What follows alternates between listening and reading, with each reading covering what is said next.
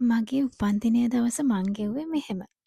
වෙනත් ගෙවන උපන්දින වලට වැඩිය මේ දවස මට හරි වැදගත්. ගඟක් මැද්දකට ලොකු ගලක් දැම්මම මොකද වෙන්නේ කියලා දන්නවනේ. ඉතින් ඒ වගේ තමයි පහුගිය කාලේ මං ගෙව්වේ.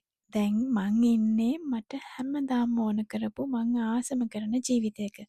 ඉතින් අද රෑ 12ට මගෙත් එක්ක හිටපු යාළුවා මට කේක් එකක් ගෙනල්ලා විශ් කරා. ඉතින් අද මට ක්ලාස් තියෙනවා. මම මේ යන ලෑස්ති වෙන්නේ ක්ලාස් යන්න. ඉස්සර උපන්දිනයක් එද්දි බලන් ඉන්නේ රෑ 12ට අපිට විශ් කරන්නේ කවුද කියලානේ. ඒ හැඟීමෙන් මං මිදිලා දැන් ගොඩක් කල්. ඒ වුණත් මේ අවුරුද්දේ මගේ උපන්දිනය ලබනකොට රෑ 12ට මගේ ජීවිතේට තවත් මගේ තිබුණු ආදරය සෙනෙහස වැඩි කරපු දවසක් වුණා. ඉතින් මම මේ පුංචි දේවල් වලිනුත් ලොකු සතුටක් ලබන්න ආස කෙනෙක් සහ ඉගෙන ගත්ත කෙනෙක්. මම මාව මේ වෙද්දි තේරුම් අරන් තියෙන්නේ ඒ විදියට. ඉතින් අනිත් එක තමයි ජීවිතය කියන්නේ හති දාගෙන දුවලා තේරුම් ගන්න ඕන දෙයක් නෙවෙයිනේ. ජීවිතය කියන්නේ නිවි හැනහිලා නැවතිලා හොඳ හුස්මක් අරන් තේරුම් ගන්න ඕන දෙයක්. ඉතින් මම අද ක්ලාස් එකට ගිහිල්ලා මගේ ක්ලාස් එකේ ඉන්න යාළුවා තමයි මේ. එයාලට ඕන වුණා මගෙන් ශ්‍රී ලංකන් ට්‍රැඩිෂනල් කෑමක් ඕන කියලා මගේ බර්ත්ඩේ එකට. ඉතින් මම මේ විදිහට තමයි එයාලට මගේ බර්ත්ඩේ එකට ට්‍රීට් එක දුන්නේ. Oui, la santé. La santé. Buon anniversaire.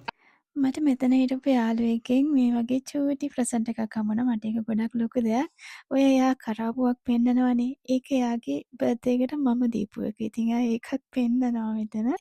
ඉතින් අපි ඉස්සර හිතන් ඉන්නේ වයසට යනවා කියන්නේ ලස්සන අඩු වෙන එක කියලානේ. ඒත් අපි තේරුම් ගන්න ඕන එක ඇත්තක් තමයි වයසින් මොහුකුරා යද්දී අපේ ඇතුළාන්තය කොච්චරක්නම් පෝසත් වෙනවද කියන එක. ඒක හැබැයි හරිම සාපේක්ෂයි. ගොඩක් අයට වයසට යද්දී ප්‍රශ්නවල මුහුණ දෙද්දී අත්දැකීම් වැඩි වෙද්දිනේ එයාලගේ කොන්ෆිඩන්ස් ලෙවල් එක වැඩි වෙන්නේ, ආත්ම විශ්වාසය වැඩි වෙන්නේ. මගේ එහෙම නෑ. මගේ ඒක ඉස්සර ඉඳලම මොන ප්‍රශ්න ආවත් මට ලොකු ආත්ම විශ්වාසයක් මං ගැන තියෙනවා. උපන්දින කීයක් පහුණත් අපේ ජීවිතවලට මිනිස්සු එනවා යනවා. හැමදාම එකම විදියට අපේ ජීවිතේ කොටසක් වෙලා ඉඳී කියලා හිතන්න බෑ. ඉතින් අපි කරන්න ඕනේ අපි ඒගොල්ලන්ව තදින් අල්ලගෙන ඉන්නේ නැතුව ඒ කාලවල ඉන්න ඒ මිනිස්සුත් එක්ක ආදරයෙන් තමන්ගේ සතුට බෙදාගෙන යන එක විතරයි.